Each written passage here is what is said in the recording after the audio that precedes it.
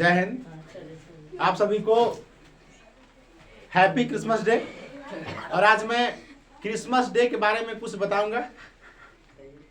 जो Christmas day क्यों मनाया जाता है, अब प्रत्येक वर्ष क्रिसमस डे को पूरे विश्व में, लगभग पूरे विश्व में अवकाश छुट्टी क्यों होते हैं, आज हम लोग जानेंगे।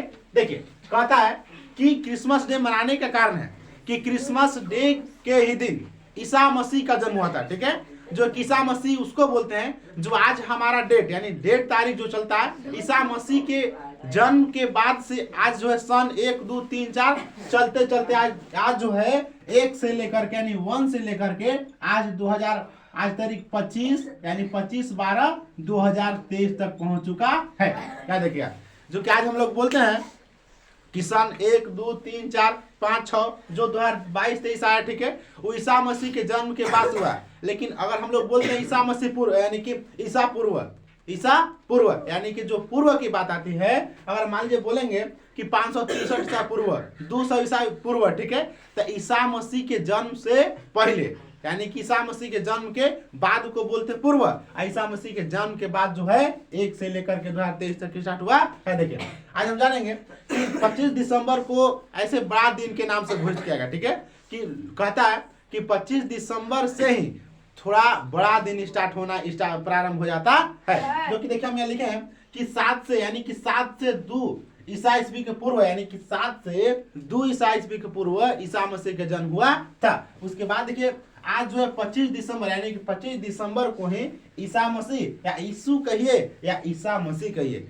ईसा को यीशु मसीह या ईसा के नाम से जाना जाता, जो कि 25 दिसंबर का जन्म हुआ था। देखिए पर कि उस दिन बड़ा दिन के रूप में मनाया था। लेकिन एक बात वो है कि 25 दिसंबर मनाने का रीजन क्या है, जब हमारे भारत में अंग्रेजों ने, ठीक है, अंग्रेजों ने अपना अस्तित्व जमा लिया था। अस्तित्व जमाने के बाद उन्होंने हिंदुओं पर अपना साम्राज्य, अपना राज्य कायम करने के लिए 25 दिसंबर को बड़ा दिन घोषित किया कि आज से बड़ा दिन घोषित हो रहा है। क्योंकि हिंदू जो है, अगर हिंदू का कुछ लालच नहीं दिया जाएगा, अगर कोई ऐसा बात नहीं हो जाएगा, तो हिंदू जितने सारे हिंदू हैं वो अंग्रेज के चंगुल में आएंगे नहीं। क्योंकि आज परंपरा कहती है कि बिना झूठ पर दुनिया चल नहीं सकती। याद रखिए, अगर आप किसी व्यक्ति को अगर अपने दिल की बातें सच बात बता दीजिएगा तो कोई आपके पास आने वाला नहीं है। अगर उसी जगह पर उसको लालच दे दीजिए तो आपको एक गोड़ से नहीं 4 गोड़ से कूद के आएगा। देखिए, 4 पैरों से कूद के आएगा, लेकिन आएगा जरूर। उसको ही पता नहीं कि क्या बोलते हैं धोखा क्या होता है और सही बात क्या होते हैं। लेकिन आज दुनिया जो अंधविश्वास पर टिका हुआ है, अगर आप कह दीजिएगा कि भाई मेरे घर गरीबी स्थिति है, तुम आकर के मेरे सेवा करो, आएगा कोई? आएगा नहीं। लेकिन कह दीजिए कि मेरे घर ऐसा वस्तु है, तो वो व्यक्ति देखने नहीं लेने के चक्कर में आ जाएगा। देखिए, ठीक ना। तो इसीलिए क्या है कि क्रिसमस डे जो है प्रत्येक वर्ष मनाता है। इसमें तो लोग बोलता है सेंटा क्लॉज, आप जानते होंगे सेंटा, ठीक है, जो कि बच्चों के लिए रातों रात गिफ्ट लेकर आता है। ये सब मन गढ़ंत कहानियां हैं, जो कि कोई सेंटा क्लॉज आता नहीं है। जो बच्चा धरती पर जिंदा है वही क्या बोलते हैं, अपने से अगर वस्तु लेगा, अपने से अगर चॉकलेट लेगा तो खाएगा और नहीं लेगा तो नहीं खाएगा। उसको कोई ला करके देने वाला नहीं है। इस सब एक प्रकार की कथा कहानी सुनाया था, जो कि सेंटा क्लॉज आएगा, जो विश करेंगे, जो लिख करके रख देंगे, दीवार में चिपका देंगे, अपने पॉकेट में डाल लेंगे, वो मिल जाएगा। ठीक है, आज वो सब होने वाला नहीं है। इसीलिए मैं आज अपने तरफ से सभी बच्चों को क्रिसमस डे के शुभ अवसर पर फिर से हार्दिक अभिनंदन, हार्दिक स्वागत करूंगा। और कुछ छोटे मूल्यवान यानी गिफ्ट के रूप में मैं दूंगा, जो कि आप सभी को मेरे ओर से एक तोहफा समझिए। आप क्रिसमस डे के आप उस पर विश्वास मत कीजिए जो आपको आ करके देगा।